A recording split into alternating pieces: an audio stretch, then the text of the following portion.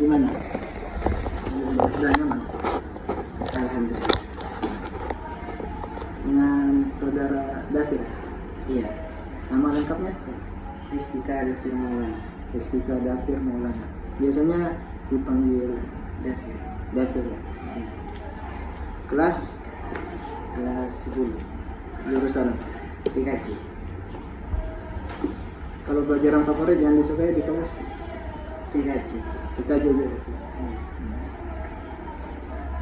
kelas 10 TKJ. Bersaudara 2. tinggal di mana? Darsono Kardasa. Mana? Karjasa. Biasa situ.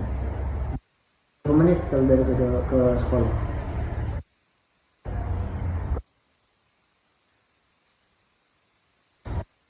Iya. Wali kelasnya Ustadz Roni ya? Iya. Jadi kemarin itu ketika Kaigo berbincang sama Ustadz Roni, Kaigo sempat tanya di Ustadz Roni, Pak, terkait nama di kelas 10 yang bisa dijadikan bisa dikonseling, dan Ustadz Roni menyarankan salah satu nama sampean. Dan Kaigo sempat nanya, apa permasalahan yang dialami sama Dafir. Kata beliau itu apa, salah satunya ya itu berbicara kasar, dan itu Kaigo angkat jadi tema di konseling individu ini. Sebelumnya ada pernah konseling individu? Belum pernah. Jadi insyaallah nanti nih Kaigo akan jelaskan sedikit terkait konseling individu. Tapi sebelum kita masuk ke konseling individu, jadi sama-sama kita membuka konseling kita dengan bacaan basmalah. Kaigo lanjut. Jadi Kaigo menjelaskan sedikit terkait konseling individu. Jadi konseling individu adalah salah satu layanan di dalam bidang BK yang diberikan kepada siswa. Tujuannya untuk membantu siswa dalam mengatasi masalah yang dihadapinya. Jika ada sesuatu masalah yang dihadapi, silakan datang ke BK. Kita BK akan membantu. Itu sebenarnya konseling individu. Dan Kaigo ingin memberitahu juga bahwa di dalam konseling individu itu ada namanya asas-asas yang dianut oleh guru-guru BK. Jadi yang pertama itu ada beberapa asas. Pertama ada asas kerahasiaan. Jadi Dafir nggak usah takut ketika mau menceritakan sesuatu apapun itu permasalahannya. Jadi di dalam BK kalau sudah diceritakan itu nggak ada lagi nggak boleh diceritakan keluar. Jadi khusus Dafir dengan berbeda aja yang tahu, nggak boleh diceritakan keluar. Jadi Dafir nggak usah takut karena di situ ada asas kerahasiaan. Yang kedua juga ada asas keterbukaan. Jadi apapun permasalahan yang Dafir alami itu silahkan diceritakan, jangan dipendam atau cuma sedikit yang diceritakan. Silahkan ceritakan semua. Di situ ada asas keterbukaan. Yang ketiga juga ada asas yang kedua itu yang pertama asas kerahasiaan, asas keterbukaan, dan asas kesukarelaan. Jadi dalam BK itu nggak ada paksaan atau nggak ada tekanan untuk datang ke ruang BK. Jadi harus dengan kesukarelaan, nggak boleh ada paksaan. Itu datang ke sini sukarela atau dipaksa? Sukarela. Jadi itu ya sukarela. Terkait emang biasa ya berbicara kasar itu. Saya diceritakan permasalahannya, permasalahan yang Dafir alami itu terkait berbicara kasar itu. Membuat Dafir bisa berbicara kasar itu.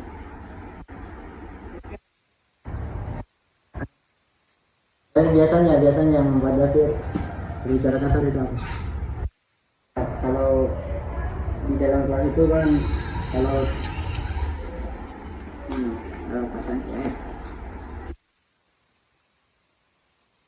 pelajaran itu kan sering diganggu sama teman gitu. Sering diganggu. Oh berarti karena gangguan itu ya yang membuat Dafir biasanya berbicara kasar gitu. Iya. Bukan karena memang kebiasaan, bukan. Biasanya ketika David berbicara kasar seperti itu cuma di teman-teman di atau di lingkungan sekolah aja, atau di lingkungan rumah juga seperti itu, atau di dalam rumah juga seperti itu. Biasanya kalau berbicara kasarnya itu di mana ya? Di sekolah ya? Iya, di sekolah. Atau di rumah? Jarang. Jarang. Kecuali di lingkungannya itu kalau sudah keluar rumah. Iya. Oh, berarti di tempat-tempat tertentu ya. Kalau boleh tahu, Jafir biasanya berbicara hari itu sejak kapan? Biasanya pasti di dalam rumah tuh pasti diajarkan bicara yang baik-baik. Sejak kapan mulai misalnya berbicara?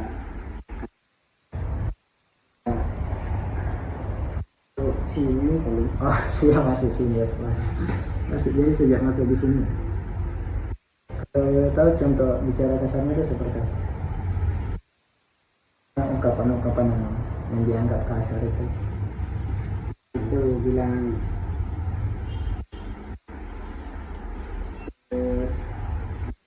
ya hewan gitu. Oh, kayak nyebut orang dengan panggilan hewan gitu ya? Iya. Iya. Tapi memang itu sih yang sering terjadi. Biasa panggilan hewan, atau biasa kalau ungkapan apa Jawa itu biasa jangkir itu ya? Iya. Itu juga sering disebut. Enggak terlalu. Oh, enggak terlalu, tapi biasa disebut. Iya. Ungkapan-ungkapan seperti itu. Tapi Dafir pernah merasa nggak bahwa apa yang dilakukan itu salah? Maksudnya ungkapan yang dikeluarin itu, bahwa apa yang diucapkan itu, misalnya walaupun dalam keadaan marah kan, ungkapan itu keluar, apakah Dafir pernah merasa bahwa yang dilakukan itu salah?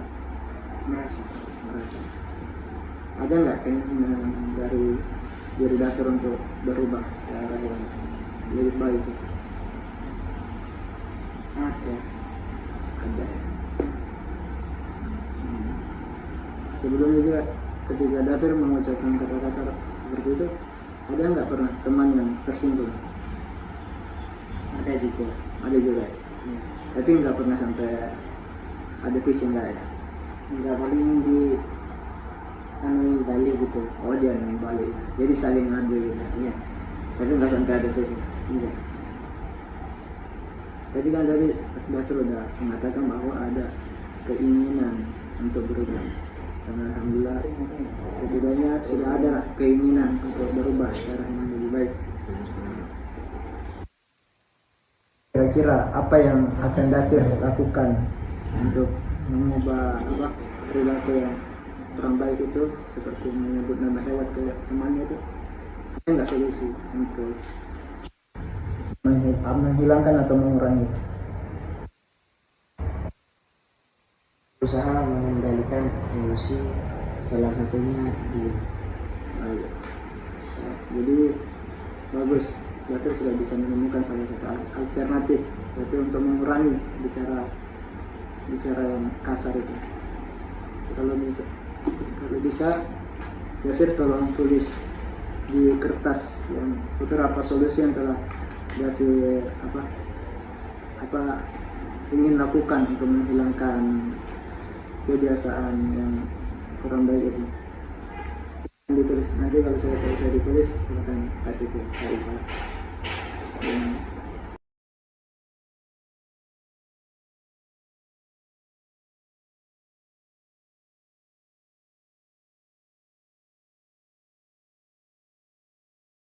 Dan terkait solusinya, jadi nanti disimpan ya, Dafir terkait itu.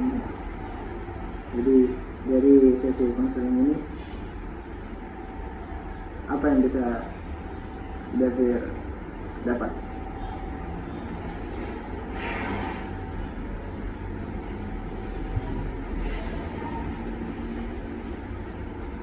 Atau kesimpulannya dari ini? Semoga aja kedepannya bisa berbicara lebih baik. Iya, terima kasih David terkait kesimpulannya.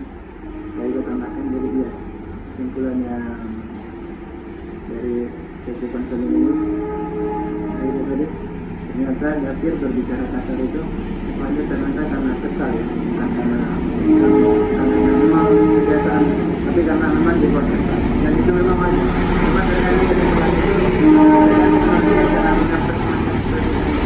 jadi ketiganya lebih baik memilih yang daripada yaitu harus memilih itu.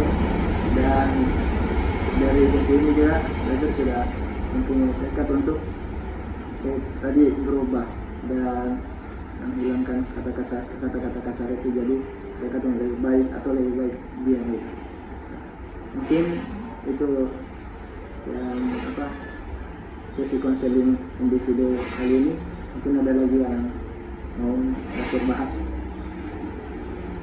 sebelum mengakhiri konseling. Jadi karena nggak ada lagi, saya berharap semoga Dafir kedepannya bisa lebih baik dari yang sebelumnya. Mari kita akhiri sesi konseling kita dengan sama-sama membaca doa kafaratul majelis. Subhanallahumma wa bihamdika asyhadu an la ilaha illa anta. Ucapkan terima kasih kepada Dafir yang telah meluangkan waktu dan siap datang dengan sukarela ke sini.